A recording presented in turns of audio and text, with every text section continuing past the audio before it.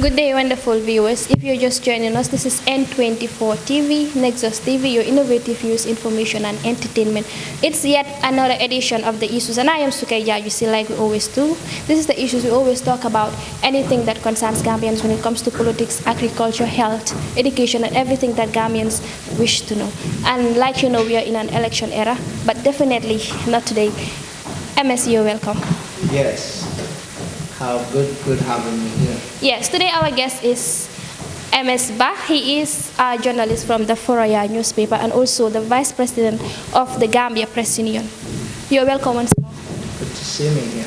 Okay, so our topic today is going to be on the Access to Information Bill, which was signed by the president on the 25th of August, was it? Yeah. So we are going to go through the Access to Information Bill. You've been a member of the Gambia Press Union. How did you perceive this? Because Gambians will say we've been waiting for this bill for a whole lot of that, for a long time rather. So how did you guys perceive this? Yeah, thank you very much. It's indeed, a welcoming news. It's a great milestone, that we were yearning for so long. Okay. After a painstaking, vigorous, consultation and, efforts towards bringing in the bill. A lot of discussions were made around it, and, which was initiated by the Gambia Press Union, and then later in collaboration with the CSO Coalition on Access to Information. People did a great job, and later the government embraced it, and then, wow, when it was enacted by the parliament, it was a welcoming news, and then later assented by the president, as per the law, that it has to go through these processes. Okay. So definitely it is a welcoming news in strengthening our democracy and making sure that a fundamental human right is guaranteed, which is access to information. Mm-hmm. Yeah, so we are so amazing, we are so amazed rather to have this very important law. Okay, so according to research, it says 120 countries have signed this Access to Information Bill, and the Gambia is not an exception recently. So worldwide, we have lots of countries and continents. So I think we would say it's a very big achievement here in the Gambia. And if you have to look at West Africa, the English-speaking countries, Gambia is actually the last country that signed this Access to Information Bill.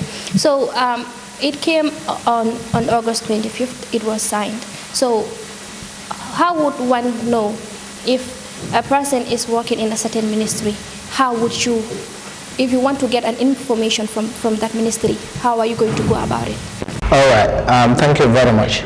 The bill is signed, but people should understand that a commission should be set to execute this law to the latter. There is a commission, a 5-member commission, and also information officers. The commission will oversee the operationalization of the law, okay. Which is not yet set. And what happened is, it has to be set in accordance with the law, which is the bill, which is the law rather, the Access to Information law. So what happened is the government will look into setting up the commission. It's a process, okay. Because the appointment has to go through a process through vetting, making sure that the right people are selected, mm-hmm. and also recruitment of the information officers. If government has, they have to be part of the commission, mm-hmm. to ensure that their capacities are built to handle the task, because they are there to ensure that they are deployed to the various ministries. Their main purpose is to ensure that people access information, and to ensure that proper record keeping is made in various ministries and departments. Mm-hmm. So it's a process. We cannot say it's going to happen maybe today or tomorrow, but we are going to engage the government to ensure that these institutions are. Is it going to take like years or months? Actually, it has to, because remember, it has to take For me, if it was me, like what I want, I wish rather. Sometimes you might wish something, it might not be. Realistically, it can happen like exactly how you wish it. I wish it to be tomorrow, but you remember, running a commission, you need one, recruitment. Secondly, you need finance, to ensure that it is inculcated in the national budget. We've seen the National Human Rights Commission, when the bill was passed, it went through a vigorous process, until the commission was fully set. You understand? So it has to go through certain processes to ensure that the commission. So we cannot say exactly, because it's now the responsibility of the government to ensure that these institutions are put in place, which is the commission to ensure because most of these countries, they have commission. Like if you look at Sierra Leone, they also had this bill in 2013. It was a bill, and then 2014 it was enacted, and then they have a commission.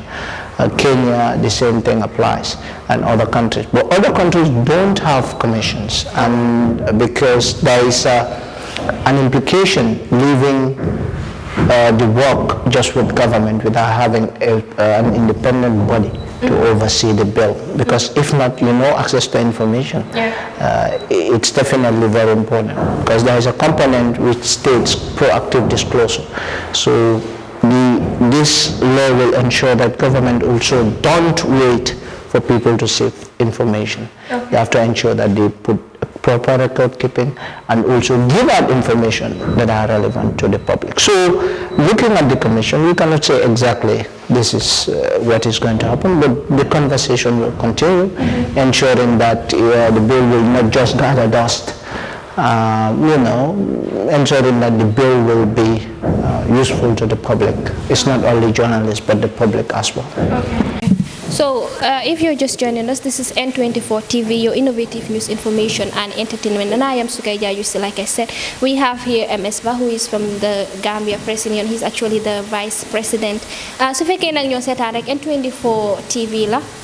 mu nekk TV bu es bi nga xamante ne mu ngi leen nekkal fii ci Bakaw di leen dalal rek si beneen edition of the issues comme niñ ko dee defee rek saa yu nekk indefee nit yi nga xamante ne seen xam-xam màcc na lool si li nga xamante ne loolu lañ nekk di def tey nag ñu am fi ki nga xam ne moo nekk MS Ba mu nekk vice président ku topp si kuy jiite vice président bi mu nekk MS Ba moom tamit mu nekk journaliste bi nga xam ne mu ngi liggéey Foroyaa newspaper li ñu nekk di waxtaanee rek moo nekk access to information bill bi nga xamante ne yóbbu nañ ko woon si néegi député yi ñu gis ne pass nañ ko ba ki nga xam ne moo nekk njiiti réew mi moom it mu sign ko di wane ne moom tam nangu na ci waaye nag li ñu MS xam naa nit yu bari dinañ foog ne rek foofu la am suñ ko signé rek dañ ko war a start straight away waaye comme noo ko doon waxee rek am na si yenn jaar-jaar yu mu war a dem balaa mu ñu ko door pour nit ñi mën a am xibaar yi nga xamante ne soxla nañ ko si yeneen ministries yi.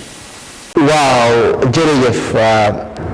Access to information am na solo soo xoolee section 25 of the constitution mooy téere bu gën a mag mooy loi bu gën a mag ci réew mi mooy constitution bi dooleel na li ñoo ooyee freedom of expression soo xoolee tamit lu ñoo ooyee the Universal Declaration of Human Rights which came into being in 1948 boobu tamit Gambia nangutoon na ko dooleel na soo xoolee article 19 dooleel na lu ñoo ooyee freedom of expression soo xoolee tamit lu ñoo ooyee the African Charter, which is the Banjul Charter, which came into being in 2006 if I could recall, the Human Rights Charter dooleel na lu ñoo ooyee freedom of expression waaye freedom of expression doo ko mun a dooleel bu fekkee ne amuloo loi bu ñoo ooyee access to information ndaxte mu ngi wane ne information àq la ak yelleef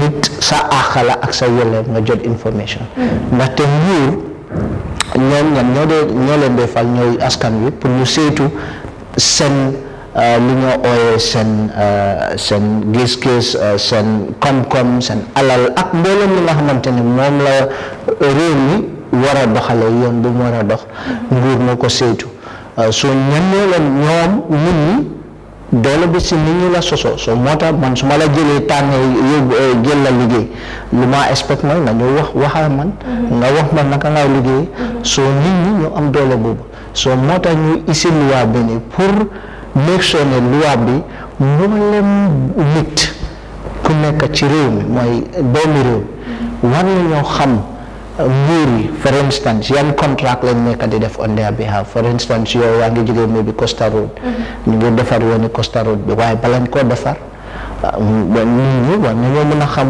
yooni Costa Road boobu noonu ñaata fa dugga kan lañ jox contract bi dañ ko joxee contract bi yoon li ñaata at la war a am pour ñun tamit xam ñu mun a xam ne ok soo liggéey su fekkee ne baax na ñu xam ne baax na su fekkee baaxul ñu xam ne am na njuuj njaaj bu fi def bu leen ko def lii ak lii lañ ko bëggee so dafa def lu ñu ooyee one inclusive governance dafa boole ñëpp pour ñu bokk ci yokkute réew mi secondly lu ñoo ooyee tamit lu ñoo ooyee human protection of human rights and guaranteeing of human rights because information wax naa la axa ak yelleef la daf koo garantie dafa tax nit ñi xam te réew mi réew boo xamante ne nit ñi xam nañ pour ñoom seen boppa dañoo fay tax because dañoo xam da am na solo fay tax bi dañoo fay tax dangaa gis ne nit ñi nañ sawar pour fay tax ci government bi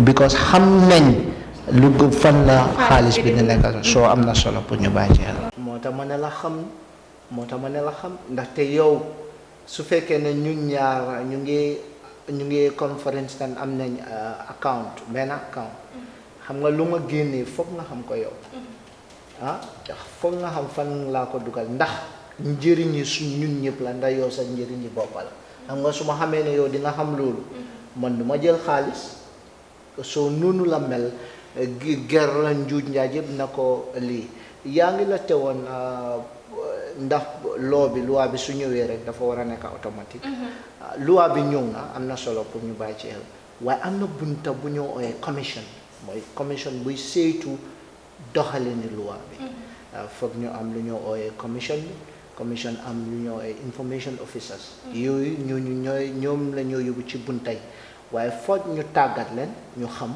yan façon information lañu war a def foog ñu tàggat leen ñu xam loi bi si boppam lan mooy seen liggéey ndaxte suñ laa jël liggéey foog nga xam lan mooy sa liggéey lan la loi bi wax ak soo defee naka sudut noonu lan mooy daan sa kaw soo loolu yëpp foog nga xam ko foog ñu establish loolu su dee man suma coobare boppa la bëggoon naa sax mu nekk ëllëg waaye xam nga yenn saa sa coobare bugga nga mun ngaa am loo bugga sa bugga waaye because of xam nga ne lu ci nekk du mun a antu ci jamono yow boo ko buggee waaye ñu ngi séentu ne government si loi pour dooleel ak yelleefi askan bi loolu baax na trop pour ñu bàyyi si xel su government bi suñ ko defee kon def nañ ne rek ñoom lu ñu waxoon waaye nit ñi lu ñu war a xam tamit mooy loi bi dafa ñëw pour dooleel leen dafa ñëw tam pour dooleel government bi because government bi dañoo am a proper record keeping because léegi soo demee ci government bi pour nga am information léegi sax nga am statistics yoo xamante ne te ci benn government bi la ñu ngi utee government bi tamit soo xoolee ministre yi dañ dee dem ci National Assembly bi léegi ñu start di leen laaj comme for instance Minister of Finance amoon na jamono buñ ko laaj government bi ñaata asset la am ban alal lañ am boo xam ne ci mbirum li nga xamante ne moom lañ sampa wala moom lañ moom ak yu demee noonu mu ngi jafe woon pour ñu am ko su amoon loo xamante ne dafa am proper record keeping suñ ko waaye ministre ñaata alal la government bi am daf koo xam dafa wan am nañ ay nangami taax am nañ nangami moto am nañ nangami lii xam nga loolu government noonu la war a doxee so dafa tax nit ñi tamit understand so loolu yëpp dina dimbale government bi dina dimbale National Assembly bi dina dimbale askan wi ci tënk. Alright, if you're just joining us, this is N24 TV, your innovative news, information and entertainment. The bill access to information bill is something that people have been crying for a long time, like I said. But since the new government came into power, that was in 2017, it's almost like 5 years. So why would the president wait until it's just election year and then pass the bill, sign the bill? Don't you think there is some kind of strategy for him to win people's hearts? With or without a strategy, the bill has already been signed to law. Actually, I don't know, because I am not actually, probably President Barrow. If you have a chance, you can invite him and tell him, hey, ugly. But definitely, I think it's a good move. It's not bad to sign it, even if it is an election year. Then he might be very strategic then, to sign it. But this is what we want. Lodon Sintu, so so what if you are yearning for something, if you have it, yeah, it's good. So it's not bad. We've seen other countries like Nigeria. It took them 10 years. We've seen other countries, even in the UK. It took them a lot of years, to have this bill. They got the bill in 2000. Yeah, 2000. Could you imagine a mature democracy having it just probably, let's say, 10, 11 years back? So you imagine the UK democracy, the democratic process is so mature that you will expect this bill to be maybe centuries ago, but they have it. They just has it just recently, just a decade ago. So you can see but also is the National Assembly as well, because what happened is it was tabled before the National Assembly since 2019. Okay. You understand? So government did their work. Is it 2017, 18 or 19, around that end? But government did their work. Bring a bill, you have to gazette the bill, you understand, and then from the gazetting, you table it before the parliament. It has been done by government from the executive level. So it was the National Assembly where it was stopped, not stopped actually, but the process was going on. Probably, the National Assembly, they have different opinion on bills, but all of them supported it. One we would have think of this bill to be thrown away. They would have done it, but they did not, like the Constitution of the country, which was very great, the draft Constitution. But it is brought, and then the President assented the bill within the time frame given to him. So, I think the executive has done their part, the National Assembly has done their part, GPU and the Access to Information CSO Coalition. Okay. Even if it is maybe Tamitombe Moy is a IGAF. So he's so strategic, but he signed it within the time frame. Yeah. So this is N24 TV, your innovative news, information and entertainment. The bill was passed through the National Assembly and they accepted. Later the President signed. But just for you, if you're just watching, to know that it cannot just be used right now. Like MS said, there has to be a commission that has to be set. So if I can set our N24 TV, comme ni nga ko waxee access to information bill bu nekk di wax nii rek mu nekk pour naka la askan bi di jotee xibaar ci nguur gi képp ki nga xamante ne mu ngi use toogu nguur te askan wi teg ko fa right la pour askan wi tamit ñu xam lan la nekk di defee xaalis askan wi ak lu nekk ba tax ñu pass bill bi waaye nag pour xamal leen ne bill bi tam pass nañ ko te sign nañ ko waaye tamit ki nga xamante moo nekk njiiti réew mi wala government bi dañ war a taxawal benn commission bi nga xamante ne nit yaa fay nekk MS balaa ñoo def xam naa di nga gën a elaborate on that pour ñee ñu gën a mën a xam. waaw comme bill bi wax naa askan wi ne bill bi pour askan wi la. doole bi kàddu bi yëpp ci askan wi la moo sosoo te bill bi dafa ñëw pour dooleel seen ak seen yelleef comme ne rek àq la kan moo ko am kan moo war a amee loolu mooy nit ñi waaye lan moo ko mun a dooleel mooy luwa because nit mun na laa wax ne yow da nga am àq waaye naka laay mun a sàmmee àq boobu du ci wax bi rek foog nga doxal ko foog nga def ko ci teg ko ci yoon boo xamante ne dina dooleel te tamit ma wax la ku ki nga xamante ne task nañ ko an official ñu request bi tam daf day jël process dafa dem through a process ñu tax la ñu ne la information boo xamante ne access nañ ko dañ ko war a access yow nga bañ koo joxe yaa dina dal sa kaw di nga fay $50,000 o lu ko ëppa o ba $500,000 wala nga fay ñu tëj la wala nga fay wala ñu tëj la diiri for now 6 months or 1 year so loolu lan moo ko fi jar information boo xam ne is a public information te am na solo torop ñoom seen ite la pour ñu sàmm seen àq ak seen yelleef war naa nekk tamit te nguur pour ñu sàmm seen àq ak seen yelleef pour ñu ise li nga xamante ne mooy luwaa yi nii pour ñu dëgëral seen àq ak seen yelleef pour am access to information so ba pare wax naa la am na daan waaye am na information yoo xamante ne tam nit ñi war nañoo xam ne they are classified comme restricted information. Comme su fekkee ne da nga soxla information comme diga la it's not completely finance not a good and all that but su fekkee da nga ko soxla lan nga war a def da nga war a bind ay letter ou comme lan nga war a def procedures yi naka la. waaw da nga def request lu ñoo request waaye da nga wax ne rek information bi ak bi nga soxla waaye ñoom duñ la laaj lu tax lan nga soxla information.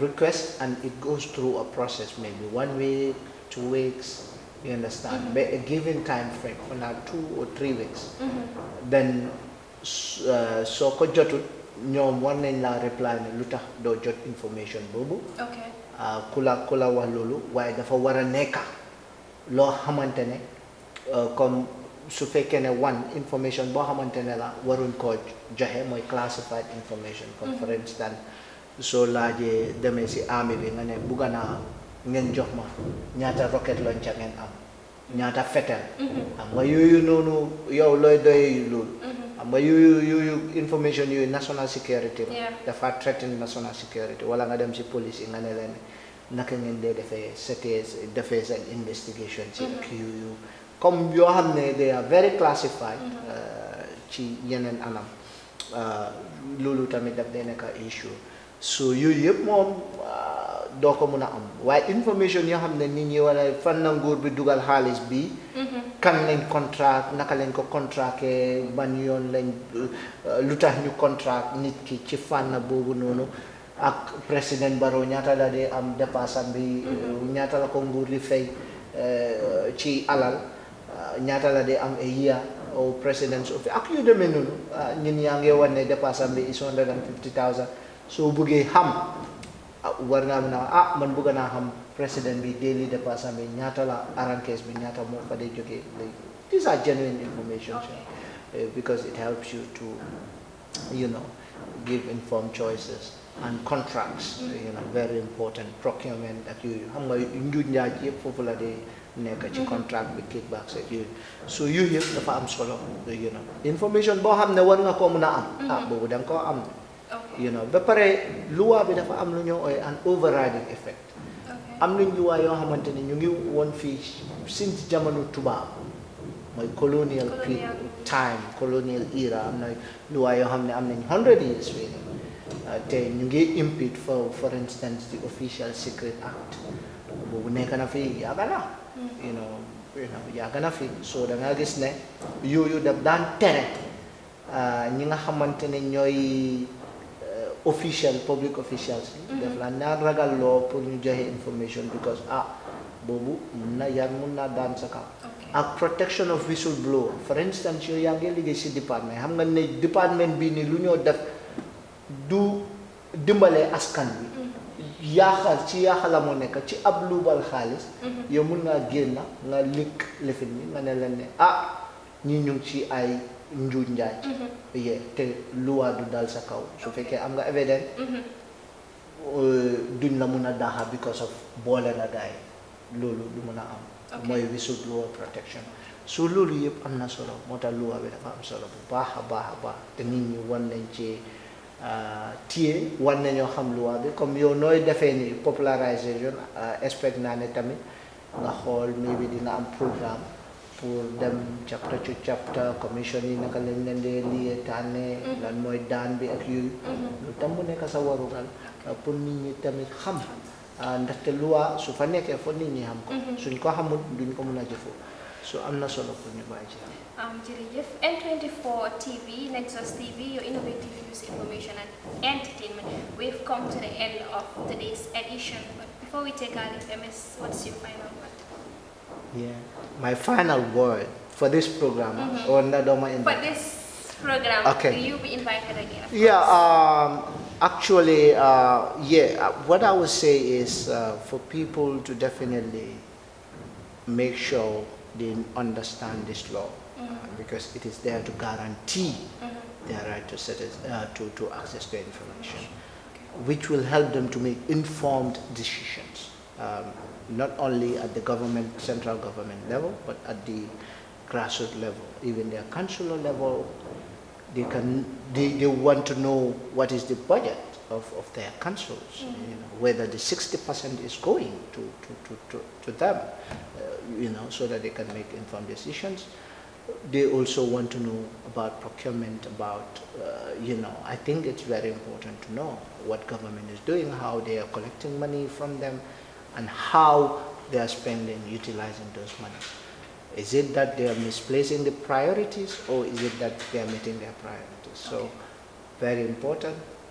Nañ xam luwa bi ñu mun ko jëfoo. Da nga xam luwa nga mun a jëfandikoo luwa bi dafa ñëw pour ñun ñëpp. Waaw soo ko understand sax mun ngaa dem nga jël kenn nga ne ko bëgg naa xam luwa bi la patol ma luwa bi wax ma lan la wax fii lan la wax dégg naa luwa bi baax na de waaye bëgg naa xam ndaxte ci anglais lañ ko bindee waaye ñun tamit as GPU we'll see how best we can popularize this and the coalition itself. There is Access to Information Coalition, CSO Coalition, which is very strong, vibrant. People like John Charles Njai, Salim Tal, Alaji Nyang, Sid Mati and others. They are very instrumental. Okay. And, we're saying thank you to all of them. Okay. We've come to the end of today's edition, and thank you for watching N24 TV, your innovative news, information and entertainment. And don't forget to subscribe to our YouTube channel, which is N24 Radio and Television. Until then, it's a bye from me.